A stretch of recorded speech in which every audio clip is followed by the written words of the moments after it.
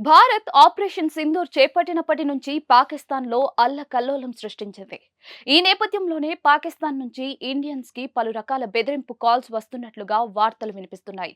గడిచిన కొన్ని గంటల్లోనే పాకిస్తాన్ నుండి తిరుపతి వాసికి బెదిరింపు కాల్స్ వచ్చినట్లుగా తెలియజేస్తూ ఉన్నారు.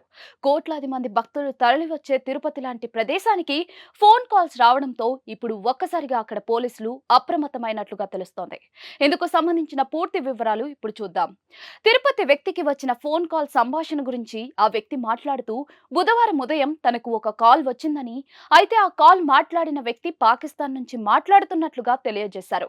తమ కుటుంబ సభ్యుల పేర్లను ప్రస్తావించారని, ఫోన్ కాల్ వినగానే సైబర్ నేరగాళ్లు కావచ్చు అని ఆలోచించానని, కానీ ఆ తర్వాత చూస్తే పాకిస్తాన్ నుండి అన్నట్లుగా గ్రహించానని, తనకు ఏం కావాలి అని ప్రశ్నించగా అలా ఫోన్ కాల్ మాట్లాడుతూ మరో 5 నిమిషాల్లో మీ ఇంటిపైన బాంబులు వేస్తామని, మీ కుటుంబ సభ్యులను చంపేస్తామంటూ బెదిరించారట. అందుకు సంబంధించిన వీడియో ఇప్పుడు సోషల్ మీడియాలో వైరల్ గా మారుతోంది. అయితే ఈ ఇండియన్ వ్యక్తి మాత్రం నిన్న రాత్రి జరిగింది సరిపోలేదా అంటూ పరుష పదజాలంతో ఘాటుగానే స్పందించినట్లుగా తెలియజేశారు.